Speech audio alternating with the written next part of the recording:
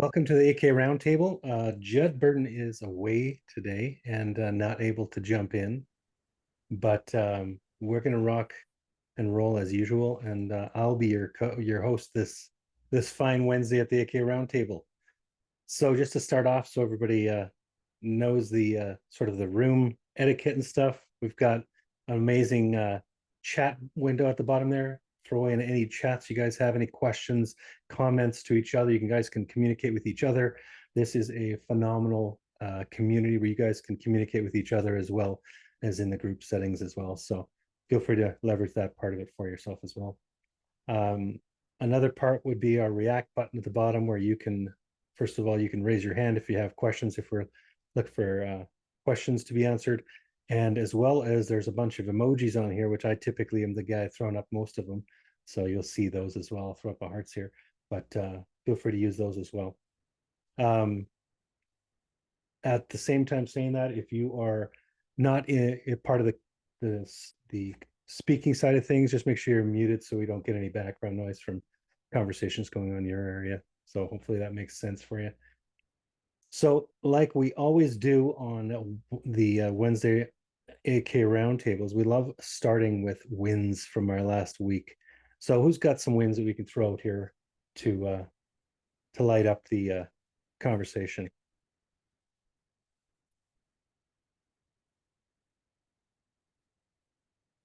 None at all? Well, that's super. I'll just Fantastic. hop on, Matt. Sure. Let's go.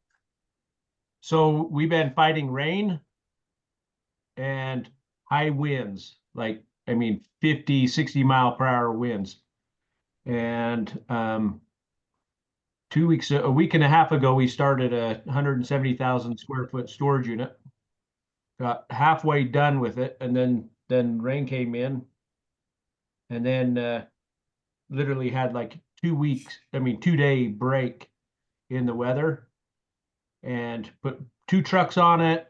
The two crews split up and just tried to get that thing knocked out. So anyway, it's when you put your mind to it and you have the crew and you're ready for it and you've got that, you know what you need to do.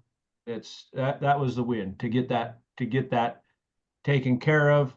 Now there are a few spots that we have to go and clean up and touch up, but that's always going to happen on storage units. Just because you're in tight tolerances and such. But anyway, that was a win for us to get that 170,000 square feet done in, ended up being 4 days total, but took us like a week and a half to get it done. So That is fantastic. It's funny how sometimes you just need the opportunity, and that the 2 day window just gave it to you. Eh? That's awesome. no. Congratulations. All right. Steven, my man, how you doing? I'm doing much better after an email I got, which was my win for the week. I just signed off on I'm not sure on the square footage, but it's a seal coating job, crack fill, and gator patch for about 11 grand. So that was a good win. Get things going and lined up. $3,000 seal coat, lined up crack fill and paint, lined up a crack fill and seal coat for the same guy at his house and then his neighbor. So things are growing organically. That's been good. Going well. I'm gonna have to hop off soon though. I'm at a job, so I just wanted to jump on for a few minutes and bask in your glory and your smile and then carry on with my day. We appreciate you, and thanks for sharing your wins. I always take those, put them in the top pocket, and go, well, if Steven can do it, well, so can any of us, right? Yeah, there you go. Let's go. There you Good go. for you, man. Congratulations. So I'll be placing an order soon with you guys. All We're right. looking forward to working with you. Thank you. All right. So I'll hop off now. Have a good one. Cheers. You bet. Awesome, man. All right, who's next? Anybody else got a win going on?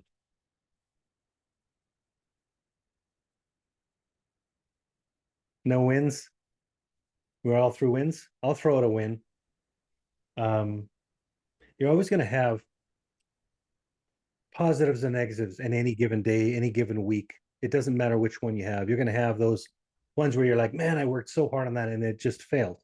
Then you're going to have some where you win it and then you're having some difficulty dealing with it. Even Matt just mentioned some stuff where you have delays or so on. Maybe sometimes it's a client that you're dealing with. It's not so easy. But coming through on the other side, just doing your best to make sure that you're completing everything you promised, don't ever promise anything you can't deliver. So do everything you can to satisfy your client and do everything you can to meet the timelines and deadlines you promised. And there's a few of those that happened for me here over the last week. And I consider those wins, even though they were difficult. They sometimes feel like the most amount of learning you can do. So loving that side of things. Awesome. Okay, so today we're going to do a couple things. We're going to go through a part where we have question and answer period as well. But I wanted to touch on a few things that I hear quite often, especially here at the beginning of the season with anybody new on the screen. Anybody on the screen that I can see that's new here? Newer. We got Henry. Nice to see you, brother. We got Steven. Fantastic. Good to see you too. We got Thomas. Nice to see you, brother. All right. So we got some new people. One of the biggest questions I find on a regular basis is I don't know how to price a job, or I don't know how to price X or Y, whatever that may be, whatever service you're looking at, because I'm so new, I don't understand.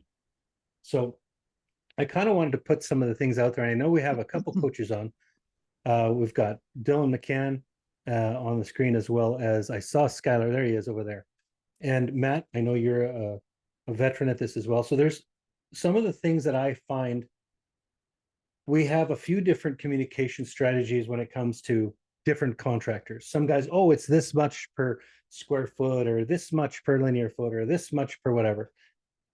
But I know that the biggest and most important thing I hear from veterans isn't so much what per square foot or linear foot or what have you. It is, have I correctly costed the job? And have I correctly then calculated what I need to mark that up to make sure that I make money doing this job? Irrelevant of whoever's bidding on it, irrelevant of whatever is going on in the market in that area. It's more about am I quoting something that I can come in at whatever level I'm at. If it's just me, Matthias, and I'm going out to a project and I'm doing crack filling, seal coating, line striping, am I being profitable doing that job? Yes or no is the answer. It's either yes or no. So have I done the job I need to on the front end to make sure that at the back end, I have money in my pocket that I can go ahead and do my next job, improve my equipment, or put money in my pocket?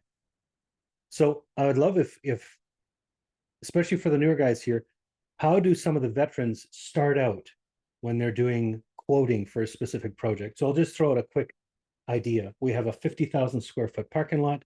It's got 200 parking stalls. It has some maybe 5 potholes. It's got some crack filling to do, and it needs some line striping. How would somebody start out? Now, pretend you don't have the magic sheet. Pretend you don't have that spreadsheet that you've dealt with for the last 10, 15 years or what have you've built out. How does the newest guy without that sheet start creating his quote from scratch? I see a hand up with Billy. What's going on, brother? I was going to say, you said 20,000 square feet. Did I say 50? I thought I said 50, but Oh, you said 50. 50, yeah, sorry. Yeah, it depends on your cost, but I'd like to say $1 per square foot to crack seal, to do all the striping, seal coating, and all of the services that you have. And then Okay, time out, Billy. Time out. And I'm not cutting you off in anything other than the fact that what I'm looking for is something other than that, because we always talk about square foot cost pricing. And I'm looking at it from, if I was pricing this before I deal with any price to my client, how am I dealing with calculating what I need to have in my jeans so that I can actually quote this and make money on it? You know what I'm saying? I'm just talking about a cost up model. Hopefully I was making that clear. Sorry about that. Okay, yeah, my bad. Yeah, are you asking about how to factor in like costs like labor, time, how efficient a job can be if you got multiple locations, if you have the stencils already, stuff like that? Well, I was trying to simplify it, and I was looking at it from a perspective of, if I have X amount of square footage, 50,000 square foot property, and I need to do all the services on it, how would I start by calculating what I need for cost on the first end, and then move into how do I present that to the client outside of the typical 35% per square foot or whatever you call it? That's what I was looking for. Anybody like maybe Matt or Skylar, Dylan? Yeah, I can jump in on that one, Matthias. Sweet. So, I mean, really, the first thing that you have to understand is what are you actually quoting, right? You know, a 50,000 square foot lot, there's a number of different things that you might be looking at. You know, are you doing just maintenance work, crack filling, line striping, seal coating, pothole repair? Are you doing a full mill and overlay? Having your quantities is important. You know, there's a big difference between a 50,000 square foot lot that is just straight 50,000 square feet, no barrier curb, no islands, no anything like that. So once you understand, you know, what services you're going to be offering, then stepping it into what is the critical number per service, right? So, you know, if we think about crack filling, the most important thing is, you know, how many linear feet of crack is there going to be? What width, what depth is that? Do you have a system for kind of normalizing that? My experience, we used to normalize on a 1/2 inch width, 1/2 inch depth. And then if it was a 1 inch crack with a 1 inch depth, we would double our linear foot rating there. So crack filling, I always found that the critical number was the linear footage of crack at a 1/2 inch width, 1/2 inch depth.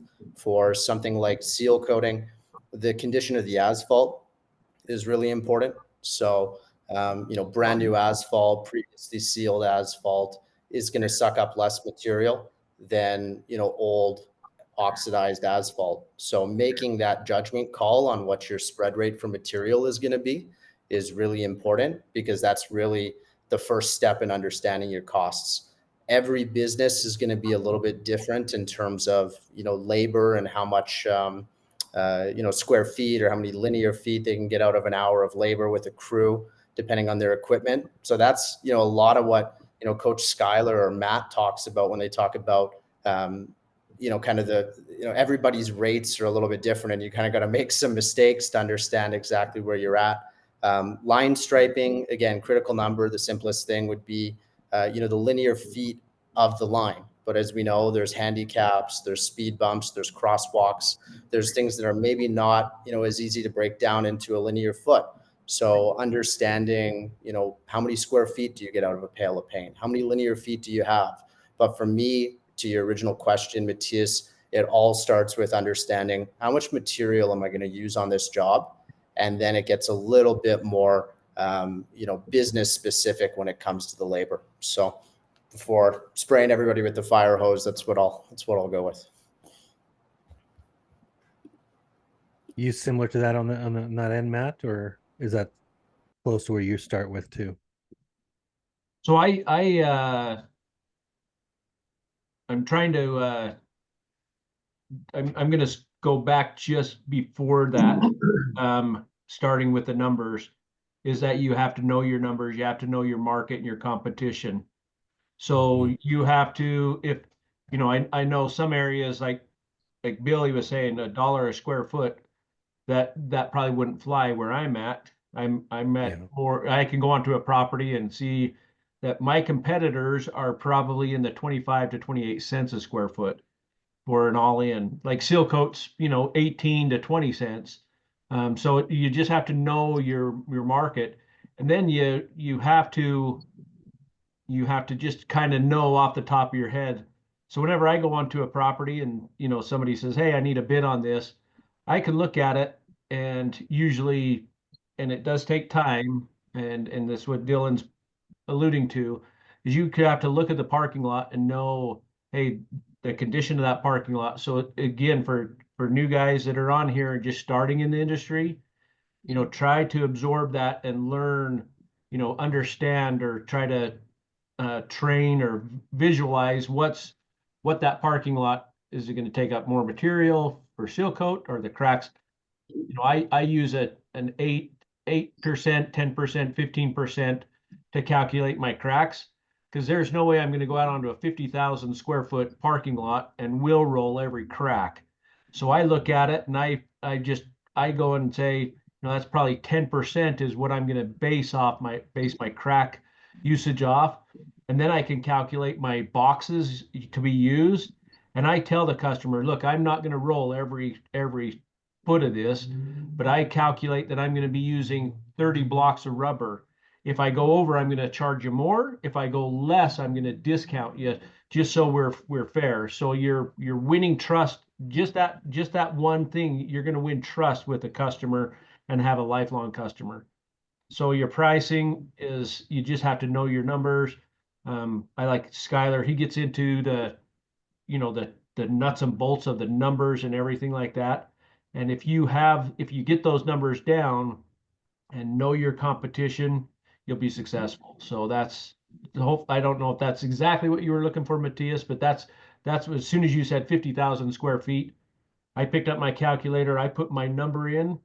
I start with 25 cents so I can get at least a rough number to say, hey, you're looking at a $13,000 job here if it's a perfect scenario.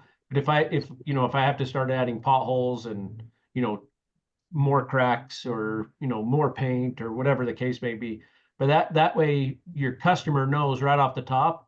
Is I've been on jobs and I said, hey, it's going to be around 13, 14 grand. And the person's like, oh, I thought it was going to be like $4,000 or $5,000. We're miles apart from where we can be. And I don't want to waste my time on trying to convince them they need to spend 15 grand when they have a budget of $4,000. So it just doesn't make sense. So anyway, Gotcha. that's my 2 cents. Skylar, do you have anything to put in on that for your end of things?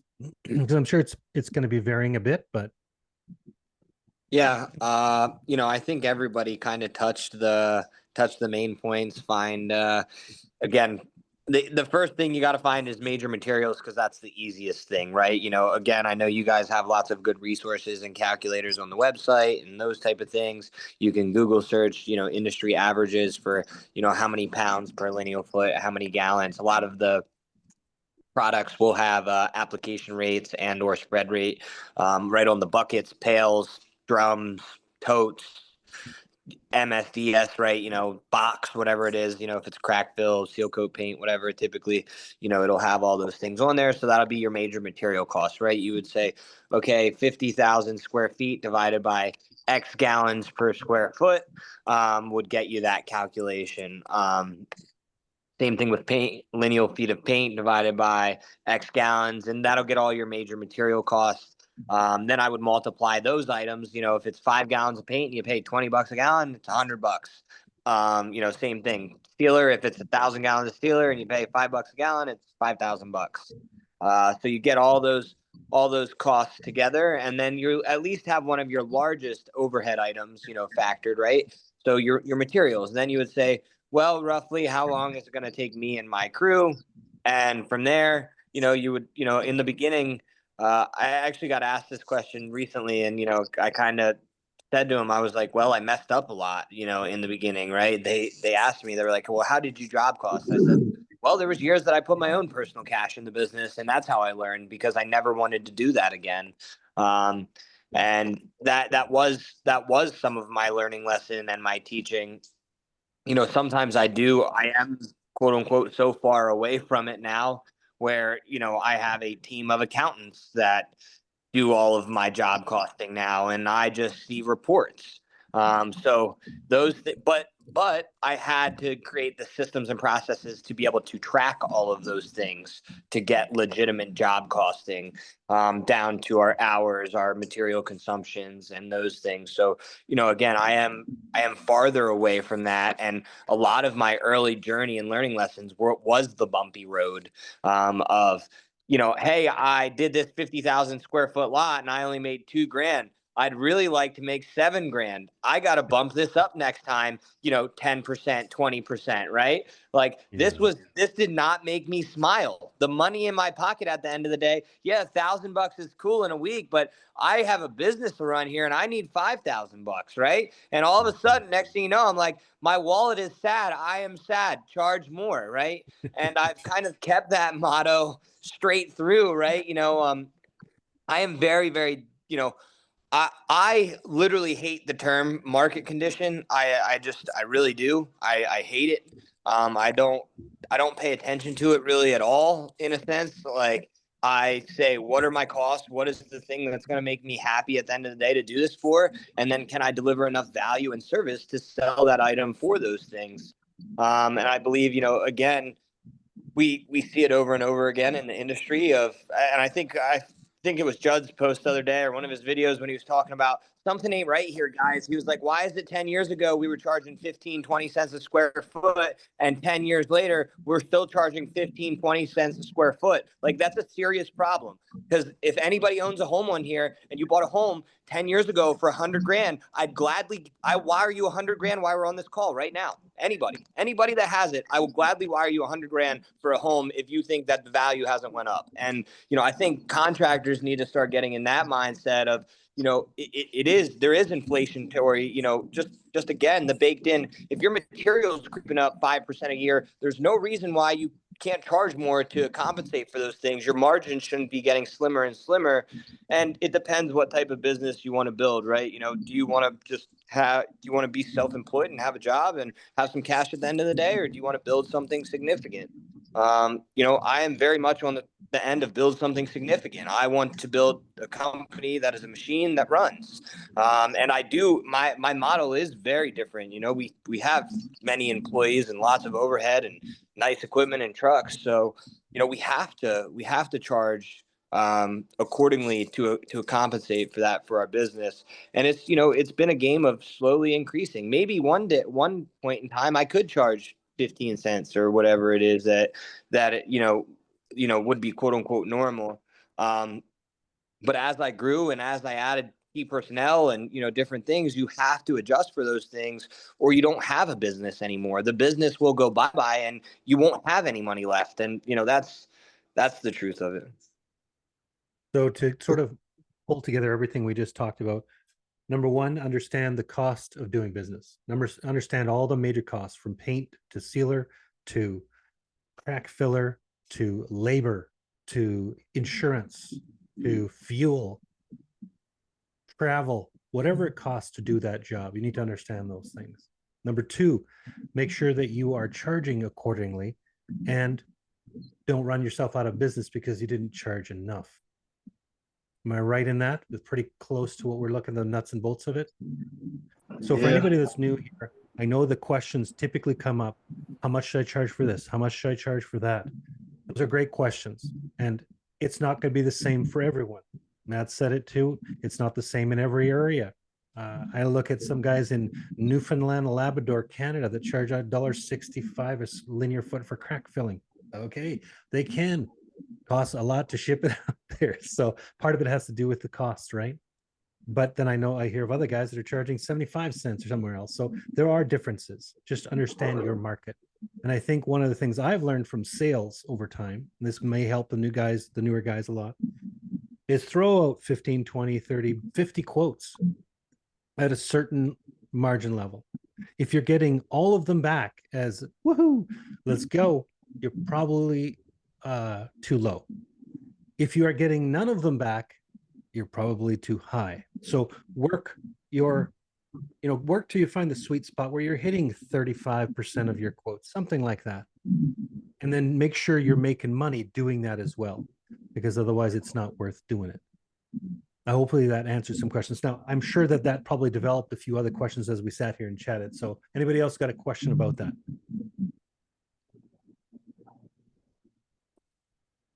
Yeah, Yep, I go got ahead, Thomas.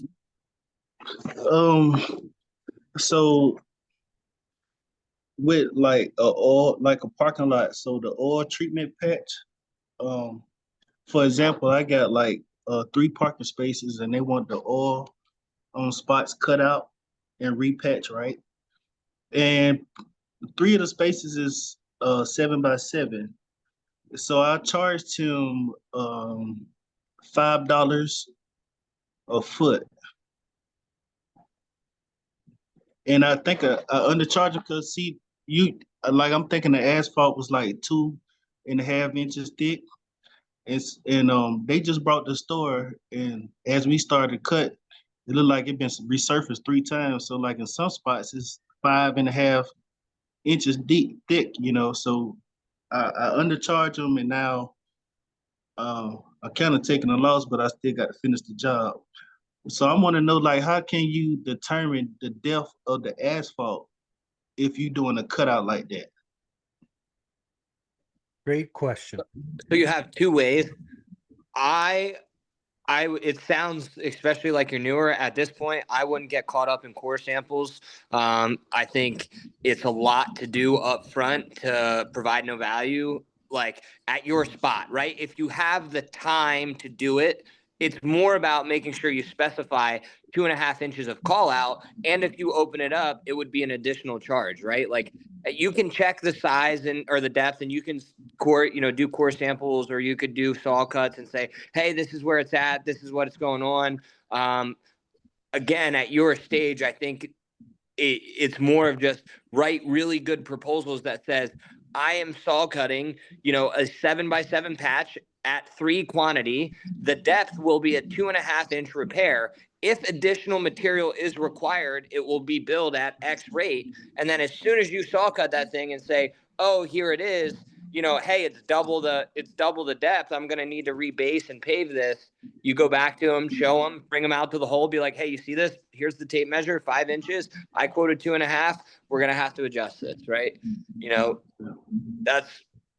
That's what I would do. I think that one thing that Matt said earlier was always putting detailed descriptions of what you're going to supply in a given quote is so key. Yeah. So if you're going to So offer important. in a project $30 as a crack filler, that's what you're offering. If you go over that, you're going to charge them more for more, and you're going to charge them a little bit less if it comes up less than that. And that's fair. They'll see it's fair. They see the honesty in that. You can't see through asphalt. Nobody's going to expect you to. So on the same thing that Skylar just said is, if you know that the average thickness should be 2.5 inches, state it. Hey, I'm doing a 2.5 inch repair here. If it comes out different than that, you have something to come back and say, hey, I know I stated a 2.5 inch repair. This ended up being so. I'm repeating what Skylar said, but hopefully that helps you on that end. I think my biggest thing was I was too scared to go back to the clients in the beginning because I didn't want them to distrust me or feel like I was asking for money. And then, I don't know what was going through my head in the beginning. I really don't. Like, I just felt like intimidated or like, no, I just got to do this and make it right. And, hopefully I'll get more work because I was so like driven to get more work and just do the client right. But like, again, I did that for a while until I started realizing like, man, this is taking away from my family and my pocket now. And it's fair, right? I quoted this at 2.5 inches. The client should see that because I made a detailed quote. And now they should understand that it's 5 inches, right? And it's got to be fair for both parties. So like, that's the biggest thing I would encourage is like, don't be intimidated in the beginning about doing change orders and those type of things. Make it professional. Print out a little sheet that says change order, additional 2.5 inches. I'm going to have to add some 2A modified in here to rebase it because it's 5 inches or whatever it is. And, just do it, right? That is my biggest encouragement is just do it. Don't be intimidated. Just be super professional. Explain what's going on, what was in your proposal, what's going on there, and, move forward. Skylar, can I add to that? Just a quick question.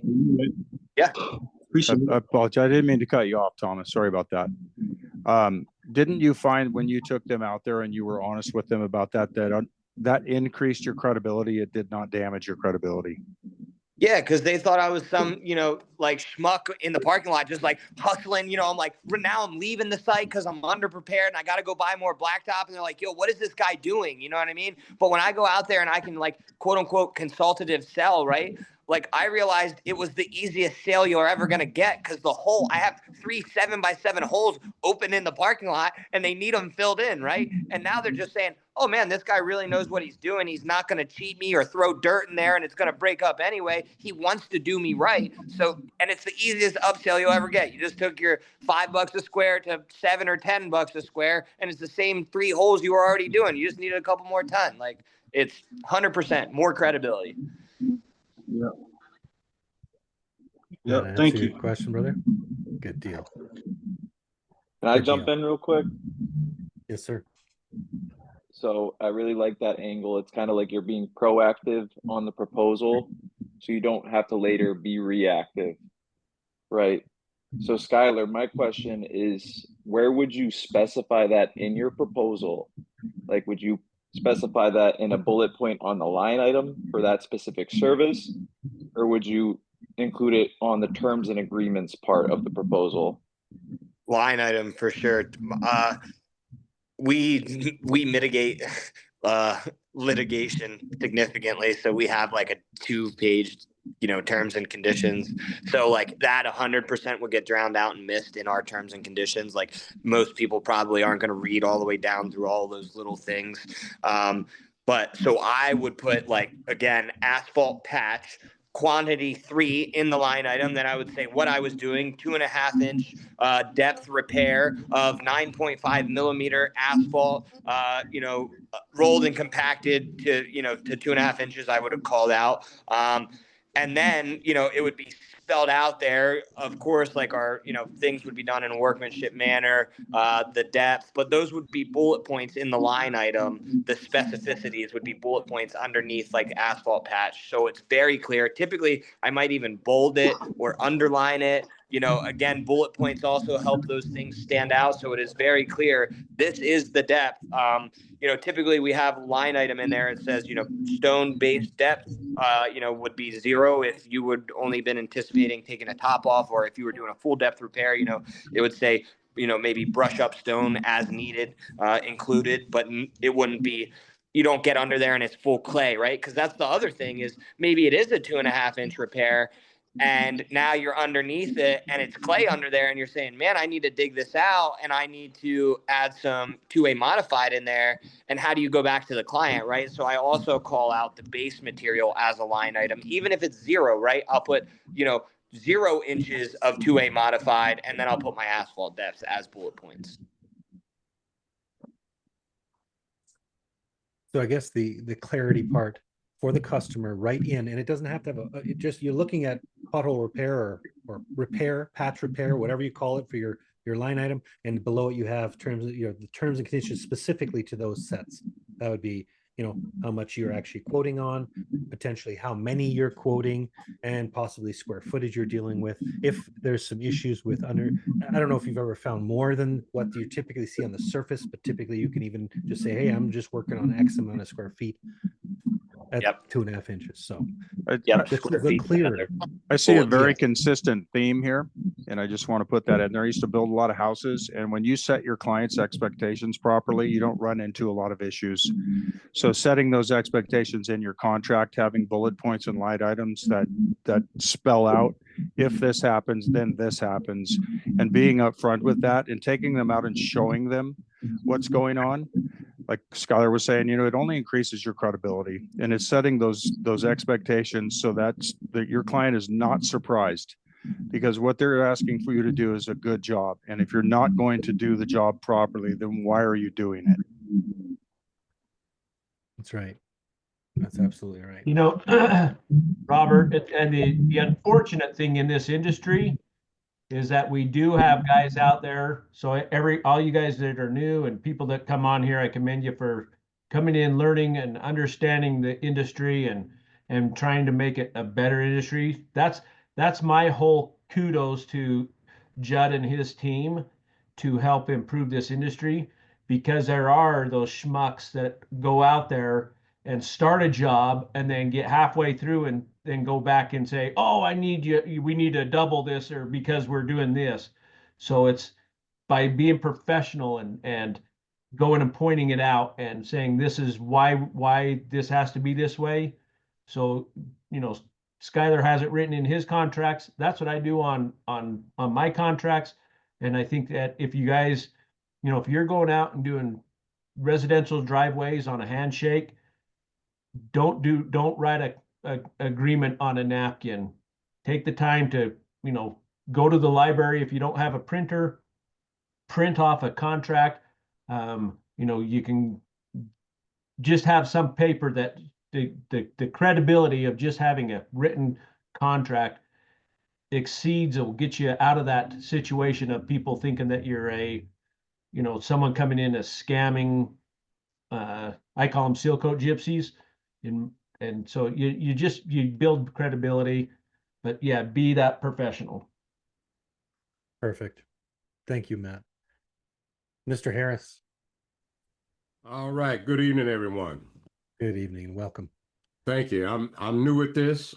Actually, I haven't done seal coating yet, but I'm learning. And I've decided to get into the line striping part of the business. But being out there trying to find the business, I'm noticing that in my area, there are a lot of people asking about seal coating and all of that, which I don't know much about, but I'm trying to learn what I can. And in a lot of places, they want me to give them a quote on this stuff, but I don't know much about quoting it. So I don't want to give away the business to someone else unless I can understand it or try to get somebody to help me do it. So I'm in the Chicago, Illinois area, and I'm not quite sure who I can contact to try to find out if somebody there can help me get this stuff together because I want to learn the business and do both of them. But I know that's going to take time as well. So if there's somebody that can help me do that, that'll be great. I don't know what else to say. Yeah, no, that's great. I do understand that you have to have square footage in order to calculate how much sealer that you want to lay down. Now, I heard somebody tell me, usually when you get the square footage, 9 times out of 10, you're going to try to do the double coating. I don't know if that's right or not. I don't know. I just know that the square footage times maybe 20 cents a square foot is usually a good price to come in at, depending on what you're doing. So I don't know about the filling it. I don't know anything about how to measure the crack fills. I don't know anything about, patching holes. I'm just new at it all the way around. I've got a couple of places that want me to give them a quote, and one of them was about I think it was about 300. I want to say 36,000 square feet, and I don't know exactly what to tell them and how to put it on paper. Plus, they're going to need striping after they get it done. So, that's where I come in because I can do the striping myself. But I'm still learning the whole thing, and if I can help, get this stuff done, and somebody professional like you gentlemen, then I would turn to you guys and ask you for your help. Perfect. Matthias, Perfect. Okay. Yes. I think it would be awesome to hook him up with Julia. She was out in Pennsylvania. She would probably be able to. She's got like part of your other half. She's proficient on crack fill, line paint. She's been around some seal coat and stuff. I think she's in Chicago, Illinois, right around there. And she would be a decent, connect there. And then I still think you guys are missing a key performance partner yet, but I think you guys can make some magic happen between the two of you. But again, I would say look for a performance partner at this stage. Find a good contractor that knows all those things, and you can just be the sales partner, because it sounds like you have a lead problem, right? Where you got leads, you just don't know, you don't have the ability quite yet to get them done. And I would love to see some cash flow start coming on, just by saying, hey, I found a guy that's really good at doing these projects, and I'm going to take 10% off the top. And guess what? I'm the one that sold the project, so I'm going to be able to be there and watch them and do these things. And I'm just going to pick up a good bit just from maybe the first couple passes of, them just performing the work in the beginning. So, okay. Well, yeah, Like I'm it. interested. If I can get in touch with this person and talk to them about my projects, because I think I ran across a couple of projects that needed seal coating or new tops. But again, I don't know much about the industry and how to order it and how much is it going to take. So that's why I have to learn. I'm willing to learn to do this business because I think it's a great business. yeah. That's why I started doing the striping, getting into the striping part of it. Hey, Yeah. Henry, Yes. can you pop your email address to Matthias or myself, and we'll connect you up I've with got it. Julia? You got it? I've got Okay, it. I don't know cool. who Julia is, so I might ask you, Robert. Who Julia is. Beal. Okay, cool. We'll deal Okay, with that. thank you. We'll send that. She's kind of contact got over for you. stuff like this coming across her plate as well, and she spent a day out here with us. So like, I think with the two of them, they could probably start really getting things rolling, and from there they could probably start lining some things up. But you could sell crack fill striping right away, right? I know she'll be able to again be able to crack fill. I've seen her spray sealer as well. It's just the equipment thing. So Yeah, and if the project is big enough, right, you have opportunity for guys like guys like this on the screen to come help you as well. Oh, So okay. I'm looking forward to it, man. I just believe that it'll be a great business for myself, and it's a good thing, it's just getting into it and getting the equipment and everything. So there's a lot of it's a heavy equipment. I don't have it, yep. but I'd like to get it. I'm sure that I can get it sooner or later, and just keep it up and keep going, and I'll be able to get my own equipment and do both the sealer and the line striping at one time. Are you in our contractor network, Henry,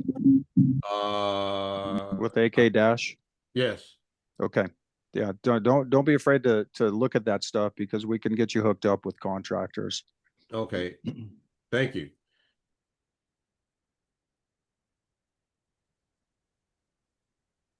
Hey, Yeah, Matthias. but Oh, sorry, Thomas. I was just going to say real quick, Henry. Yeah. So Skylar touched on it, and I think he's just drive it home with finding performance partners. Because he says, hey, you perform, or you will watch them, and you're learning from them. They're getting paid for what they do.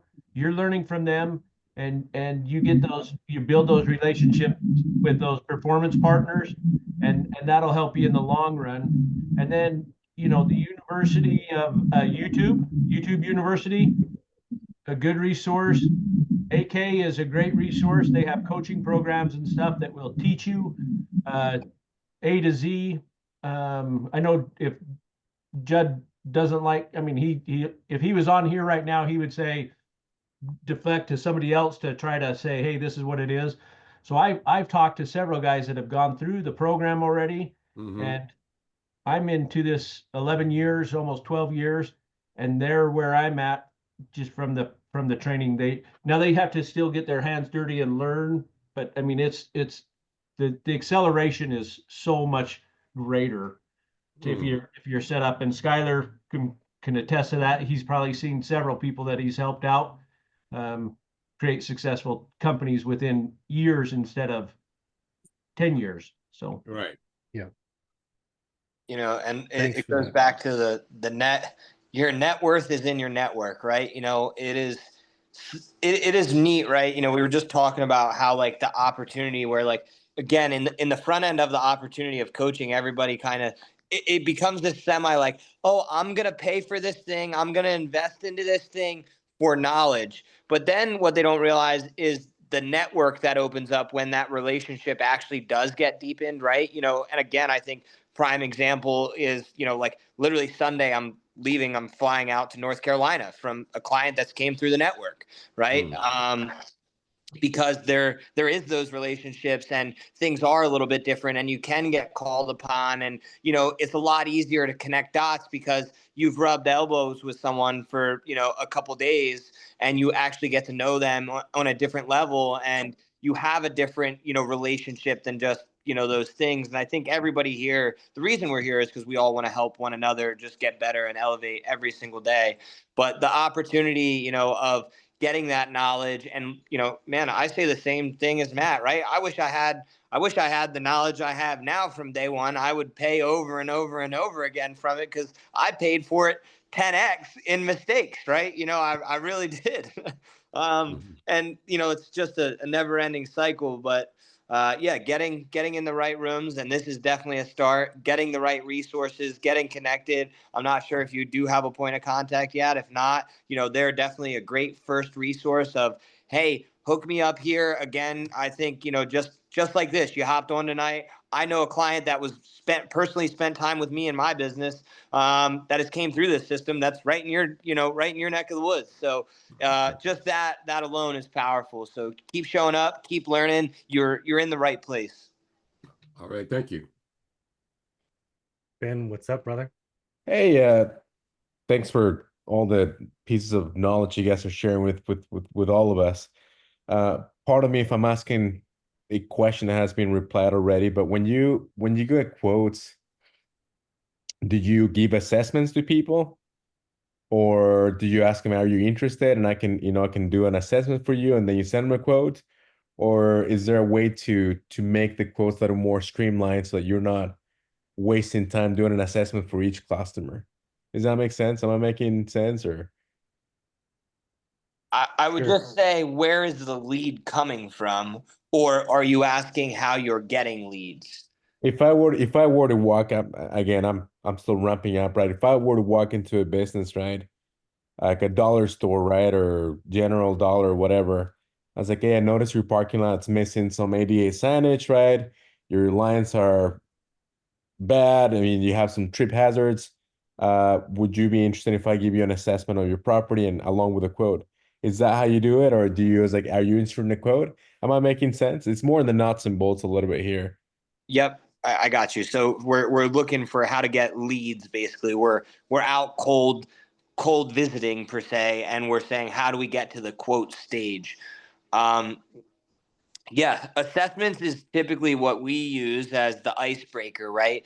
And so instead of going in for the hard close of like, man, your parking lot's horrible, let me sell you something, we typically still use the assessment, right? And it's basically the biggest thing with the assessment model is it needs to be with a decision maker, right? And that is, I think, the biggest difference between an assessment model working and an assessment model not working is if the decision, like if you're going into quote unquote Dollar General and it is the lady at the register and she has nothing to do with it, you're wasting your time, right? You can do assessments all day long. She's probably going to throw the paper in the trash when you leave, right? Like I'm looking to get in front of the person that's making the decision. So I would be qualifying them first and saying, hey, I was just out in the parking lot. I noticed X, Y, and Z. I'd love to give you a free pavement assessment. It's like a medical report on the parking lot. Would you be the person responsible for the parking lot? She's probably going to say either yes or no, that is our GM, Susie. Oh, got it. Is Susie here right now? No, she's only in Friday at 12 o'clock. Great. Is 12 o'clock normally a good time to stop in to see her? Well, she's typically busy in the front of the day. Okay, so maybe one or two. Got it. And then stop back right when Susie's there and get in front of Susie to do the assessment. But sometimes the quote model does work, right? Of like, hey, I've noticed X, Y, and Z. Would you like a quote? But the conversion rate sometimes is because people are just fishing and they're not super interested, right? Where they're like, sure, whatever. We've used that before we were polished on the assessment side previously. So both can work, but it's more of who you're giving those to. That makes sense what you're saying. It's first of all just get the name of the person in charge. And then once you get that name, then do the assessment or ask for an assessment instead of just throwing just a bunch of bait out there, which is time and resources, but mainly time, I guess. That makes a lot of sense. Ben, Yeah, it's so exhausting. when you're giving someone something versus asking for something, there's a big difference in the pitch.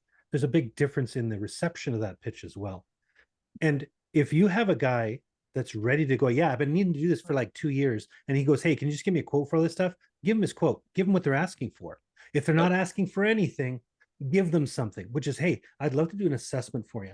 First of all, who do you deal with right now? Have you had any issues with them? Have you, can you call them and they show up? Just find out what their issues are. Find out, hey, would you be open to me providing a payment assessment that grades your parking lot? Yes, would be sweet. Perfect. The funny thing is, you're going to do exactly what you would with a quote anyway. That's what an assessment essentially is. It's estimating everything you need to do. You're just not giving them any numbers. You're just showing them that grade and what they need to take care of first, what potentially could be pushed off. You can give them recommendations, whatever. And when they go, man, that's wicked awesome. What would this cost? One click of a button, ding, there's your quote, ding, now you can track it. And you can put this into a quote stage. And we've found over the last whatever time they've got this open, 35 to 50% higher return on that assessment versus straight up asking for a quote. So it helps, but it does require you to sort of figure out where they're at and make sure you're giving them what they're asking for. Oh, that makes sense. And I guess one of my biggest hiccup, right? It's I was we had some emergency and I wasn't able to sign up for the coaching, but I was like, I want to go out and sell. I don't have any issue selling. My biggest thing, it's like one of the gentlemen here, Henry, right? Is like, I can sell all day long, but I was like, dude, I don't have equipment. I was like, how the heck am I supposed to fix your parking lot, right? So that's where I'm at right now. That is my biggest thing. And somebody told me, it's like, if you can get customers, man, like that's like the hardest stuff that you can do, right? The rest of the stuff you can take it really easy. So I guess I got to work in parallel until I save a little more money for buy the equipment. But Right thank on. Cheers. So, so Ben, I'll give you a kind of a tip, and anybody else, Henry, this goes for you too. If you want to up your game on assessments and bids, I mean, Judd likes to, AK will push towards commercial. I think Skylar and I both agree that commercial is where you will make the most money. But if you start with residential, go knock on someone's, because when you knock on the door, you're either going to talk to the homeowner or a tenant, and you're going to find out who the decision maker is right away. And then you can do an assessment. You can start with those just to practice and learn how to communicate and sell seal coating, if that's what you're going to do. And that's an easy one, because if you walk away from that and they don't hire you, you've lost 15 minutes of time. So it's not that big of a deal. If you go to Dollar General and you take in an assessment, and just like Skylar said, that person behind the counter, even if she's like the manager of the store, she is working for somebody that's in Arkansas or wherever their main corporate is.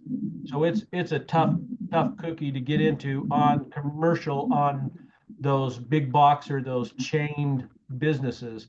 But if you want to learn and try, do residential, knock on doors, and try to hone your sales and your pitch and your performance, and then you'll be ready for those Okay. commercial Thank spots. you, guys. That's awesome feedback, Matt. Thomas, I think you have one more question. Is that correct? Oh well, yeah. To Henry, I just want to let him know that don't let your funds stop you, because you can come. What I do is, for right now, until I can afford to give me a line striping machine, I just give me a 4x4 and a 5-gallon bucket of paint, and that's how I paint my lines. I actually painted a church parking lot last month. They had 127 lines, and I did it with a 4x4 and a 5-gallon bucket of paint. So it's things you can do to get your courage up in this business. Don't just wait on the funds, because you can actually go out there and get the money. You just got to think and keep your confidence up. Awesome feedback. It's great. Thanks, Thomas. I wanted to finish off the meeting by adding a few things in here. So I've got my buddy, Mr. Dylan Malone, queued up with a quote. I wanted to show a quote that has some form of what we talked about today built into it. You got one of those things ready, Dylan? I'll make you. Oh, you Yes, are, sir. Thomas. You can share, brother.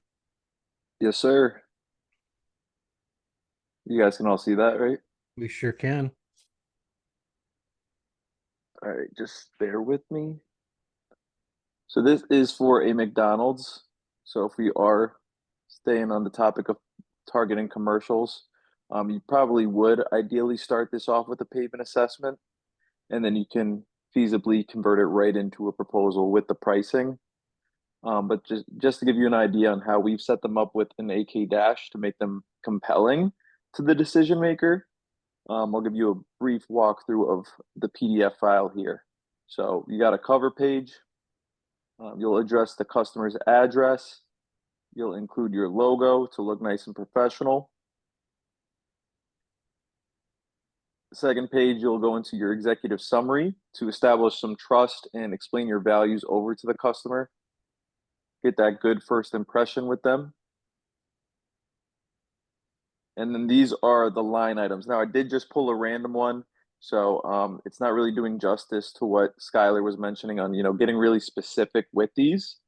But essentially, we've streamlined these, so you're going to be clicking the scope of work you're doing, and these bullet points will fill in automatically, and you can completely adjust them. So you can add whatever bullet points, you can remove whatever, and you can edit it to, account for being proactive. So in case, the situation where you want to make sure that you may have not measured the depth of something, in case that the depth is more, we will end up having to do a change order. But that is streamlined through there. And can you go back, but just back to that section there real quick? So as we mentioned in adding in line item definition, these little, the dotted areas where we have, let's say we will prep and crack seal approximately blah, blah, blah, lineal feet of cracks. You can continue adding till it fits everything you need to make sure you're discussing this. So any of the things you're omitting, any of the things you're not covering, any of the quantities you are including can be added into these sort of descriptive line items. So that when the customer, when you go there and you get a 5-inch thick piece of asphalt versus the 2.5 you discussed, you can come back and say, hey, this is what I was actually discussing in my line item here, which is the fact that sometimes these have been done over more times than you can count. So you might have a thicker piece of asphalt that you're dealing with.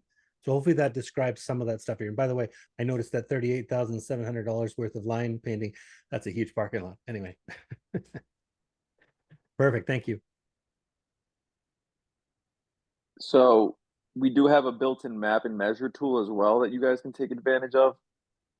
We do have some exciting news for a new and improved one that will be launching.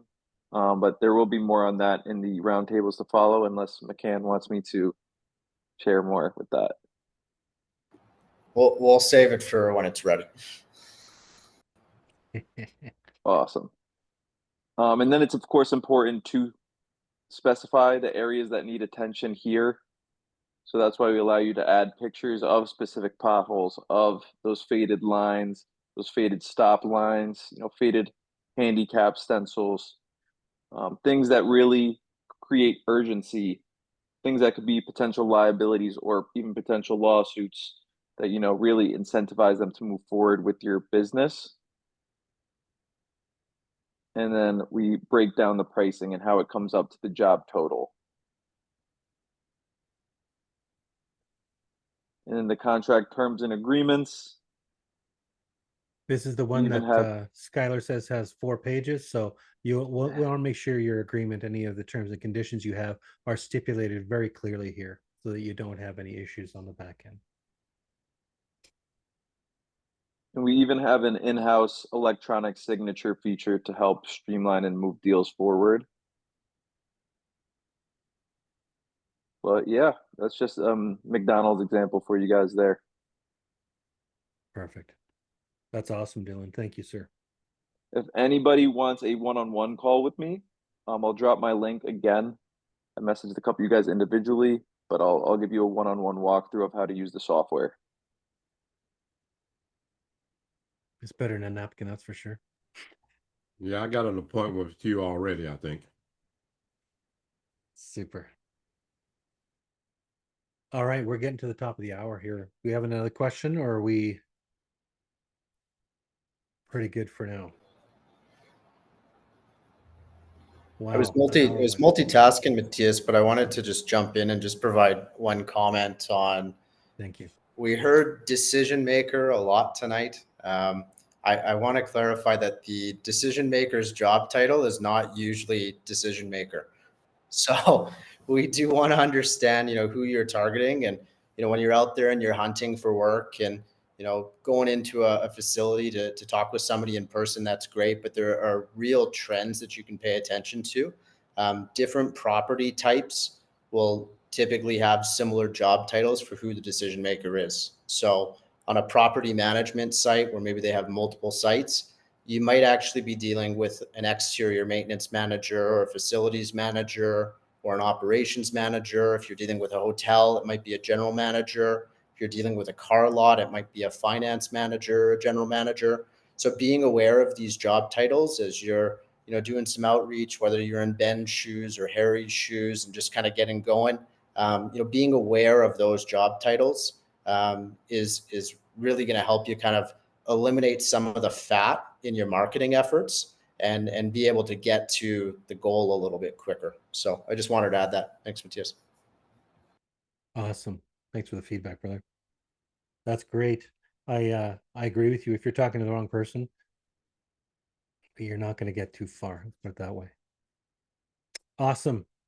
Well, I'm glad you guys all showed, and I really appreciate you joining us today. I know that everybody here is taking of their own time and feeding back into the community. So we really appreciate each and every one of you. We wish you the best week going, and we'll see you all here back on the AK Roundtable next Wednesday, same time, same place. Appreciate So you guys. For you're gonna get a dropping in. hold of that person for me, right? We sure will. Yeah. Okay, thanks. Nice job, Matthias. Thanks, buddy. All right. Thank you. Thank you, everyone. See you guys. Have a great week.